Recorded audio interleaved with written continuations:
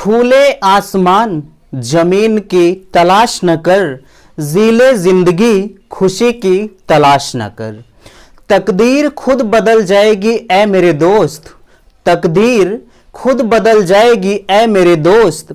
मुस्कुराना सीख ले, जमीन की तलाश न कर, जमीन की तलाश न कर। दोस्तों, आपका बहुत बहुत स्वागत है, अभिनंदन है आपके अपने YouTube channel Aryan institute Allahabad में।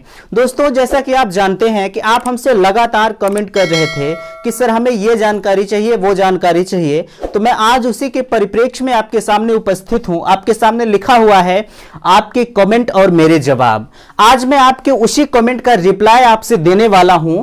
देखिए, आपके जितने भी डाउट्स हैं, मैं सारे डाउट्स को आज आपके सामने क्लियर करने वाला हूं। आप जो भी आज कमेंट किए हुए हैं, आज उसी का जवाब मैं सिर्फ आपके सामने दूंगा, ठीक ना। जैसे किसी भाई ने हमसे कहा था, उनका नाम है सूर्य प्रताप राय जी ने हमसे कहा था, हमने पिछला वाला लेक्चर देखे थे, उसमें इन्हें डीडी नंबर से कंफ्यूजन था कि सर इसमें डीडी नंबर कहां होता है। ठीक, जब आप जो है स्कॉलरशिप के फॉर्म को सबमिट करते हैं तो उसमें डीडी नंबर मांगता है, रसीद नंबर इसी को कहते हैं।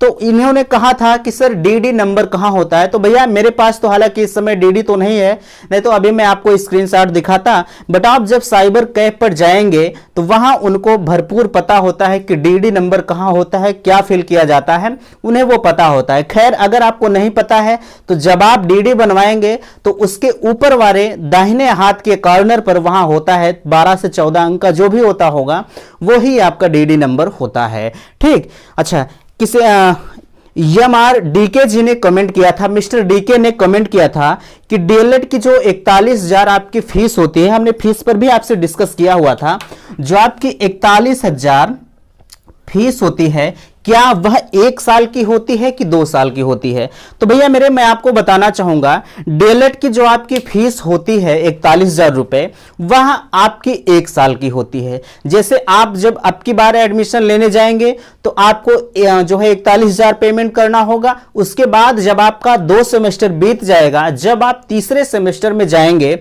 तो फिर आपको 41,000 रुपए पेमेंट करके फिर से एडमिशन लेना पड़ेगा। ठीक ना। तो हमारा कहने का तात्पर्य आपसे यह है कि आपका 2 साल का अगर डीएलएड होता है, अगर क्या 2 साल का होता ही है, तो आप जब दोनों साल में जाएंगे तो आपको एक साल का 41,000 रुपए पे करना पड़ेगा। उसके बाद उनकी कॉलेज की जो फीसें होती है उसकी बात ही अलग है, ठीक ना। अच्छा, किसी ने और कमेंट किया था, उनका नाम है गौरव यादव ने कमेंट किया था कि सर कितना फॉर्म पड़ चुका है बीटीसी में 2021 सत्र में, ठीक ना। तो मैं आपको बताना चाहूंगा, आपको पता है कि आपकी 2,42,000 की सीटें हैं आपके गवर्नमेंट और प्राइवेट कॉलेज को मिलाकर, ठीक ना। जब आपकी 2,42,600 या 200 ऐसे करके सीटें हैं समथिंग, तो इतने लगभग आपके 2.5 लाख के एवब में फॉर्म पड़ चुके हैं।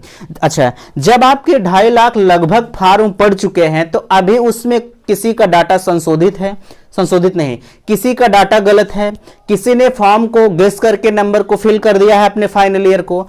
तो इसी तरह से बहुत सारे फॉर्म, जो हम 2.5 लाख के समथिंग बात कर रहे हैं आपसे, आपके 2.5 लाख फॉर्म पड़ चुके हैं, अभी उसमें से कम 70,000 फॉर्म आपके रिजेक्ट हो जाएंगे। क्यों? क्योंकि रिजेक्ट होने का कारण यही है कि विश्वविद्यालय का रिजल्ट अगर आपका घोषित नहीं हुआ है तो कुछ बच्चे गेस करके मार्किंग किए हुए हैं, जिनका जो है नंबर ज्यादा उठ गया है रिजल्ट आने पर, उनके लिए तो ठीक है, बट जिनका नंबर अगर कम आया है उनके लिए विडंबना है, उनका फॉर्म 100% रिजेक्ट हो जाएगा, ठीक ना। तो स्पष्ट तौर पे लगभग 2.5 लाख के ऊपर आपके फॉर्म पड़ चुके हैं, ठीक ना। आपने पूछा था कि सर काउंसलिंग के बारे में बताइए, तो बिल्कुल अभी आपकी काउंसलिंग स्टार्ट नहीं हुई है। खैर, जब आपकी काउंसलिंग स्टार्ट होगी तो उस पे मैं आपको एक बेहतरीन लेक्चर दूंगा कि कैसे कैसे किस प्रक्रिया से आपको कॉलेज अलॉट होगा, ठीक ना। बबली गुप्ता ने कहा था कि सर अगर किसी ने फाइनल ईयर का मार्क गेस करके मार्किंग करके रजिस्ट्रेशन कर दिया और उसका रिजल्ट अब आया है, तो क्या काउंसलिंग के टाइम इसका एफिडेविट दे सकते हैं? इशू, इससे कुछ प्रॉब्लम तो नहीं होगी? देखिए, ऐसी बात नहीं है, प्रॉब्लम होने की उम्मीद नहीं है। हमारा कहने का मतलब यह है कि जैसे आपने गेस करके मार्किंग किया है, हमने एक लेक्चर आपको दिया था, शायद वो नहीं देखा आपने गेस करके नंबर फिल कर दिया है। अगर आपका नंबर ज्यादा आ गया है रिजल्ट में, ठीक ना। जितना नंबर आपने फिल किया है, अगर उससे आपका नंबर ज्यादा आ गया है तब तो आपके लिए ठीक है, बट अगर उससे कम नंबर आया, जैसे आपने 50 नंबर को फॉर्म में फिल किया है, आपका 55 नंबर आ गया तो आपके लिए ठीक है। वहीं पर अगर 45 नंबर आपका आ गया है तो आपके लिए समस्या है, आपका एडमिशन नहीं हो पाएगा। आपको डायरेक्ट एडमिशन की तरफ जाना होगा। आपने फॉर्म को फिल किया है, डायरेक्ट एडमिशन लेने में आपको परेशानी नहीं होगी, ठीक ना, आप ले सकती हैं। और फिर गौरव कुमार ने कहा था कि सर जी गेस करके नंबर डालने से डायरेक्ट मिल जाता है। देखिए, गेस करके नंबर आपने डाला है, ठीक है, आपको डायरेक्ट मिल सकता है, मैं ये नहीं कहता हूं कि आपको नहीं मिलेगा, लेकिन समस्या उसमें आपकी ये है भैया कि अभी जो हमने इसके पहले बताया, अगर आपका नंबर ज्यादा है, यही प्रक्रिया आपको वहां भी करना होगा। ज्यादा और कम वाली बात होती है, आपका नंबर कम है तो आपके लिए समस्या है, आपने जितना नंबर फिल किया उससे ज्यादा नंबर है तो आपके लिए ठीक है, ठीक ना। डेट के ऊपर हम डिस्कस अभी अपने अगले लेक्चर में करेंगे। डेट बढ़ने की क्या संभावनाएं हैं, पीएनपी की तरफ से क्या अपडेट निकल कर आ रही है, इसकी विस्तृत चर्चा अभी हम अपने अगले लेक्चर में करेंगे, ठीक ना।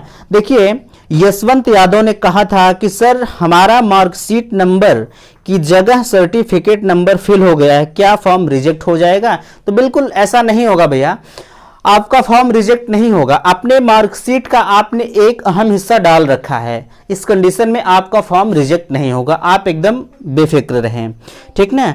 अच्छा, हमने एक स्कॉलरशिप के ऊपर वीडियो आपको दिया था, उसमें किसी ने कहा था कि किस अकाउंट में स्कॉलरशिप आती है, तो ऐसी कोई बाध्यता नहीं है कि आपके इसी अकाउंट में स्कॉलरशिप आएगी, ऐसी कोई बात नहीं। आपका जो भी अकाउंट होगा, उसी जो भी अकाउंट आप फॉर्म में फिल किए रहेंगे, आपका उसी अकाउंट में जो है स्कॉलरशिप आती है। बट एक कंडीशन ये होती है कि जैसे आपने फॉर्म को फिल कर दिया है और अगर जो है उस जो फॉर्म के साथ आपने अकाउंट नंबर फिल किया है उसमें अगर आपका आधार कार्ड नहीं लिंक है, कोई और अकाउंट, मान लीजिए आपके पास 2 अकाउंट हैं, एक अकाउंट में आपका आधार कार्ड लिंक नहीं है और एक अकाउंट में आपका आधार कार्ड लिंक है, ठीक ना।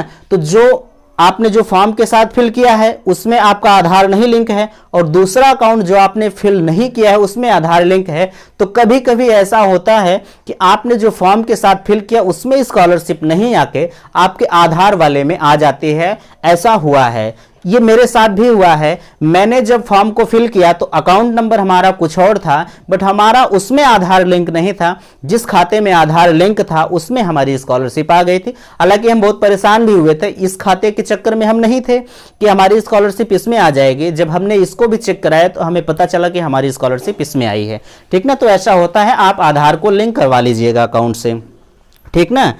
अच्छा, और किसी का कमेंट है, मेरा 42 नंबर बढ़ गया, दोबारा भर दूं? भैया, आप तो भरने का कोई चांस ही नहीं है।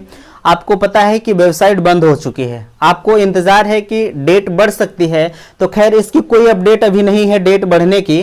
और भी मैं अभी इस पे अपने अगले लेक्चर में आपसे विस्तृत चर्चा करूंगा कि क्या उम्मीदें जताई जा रही हैं, ठीक ना।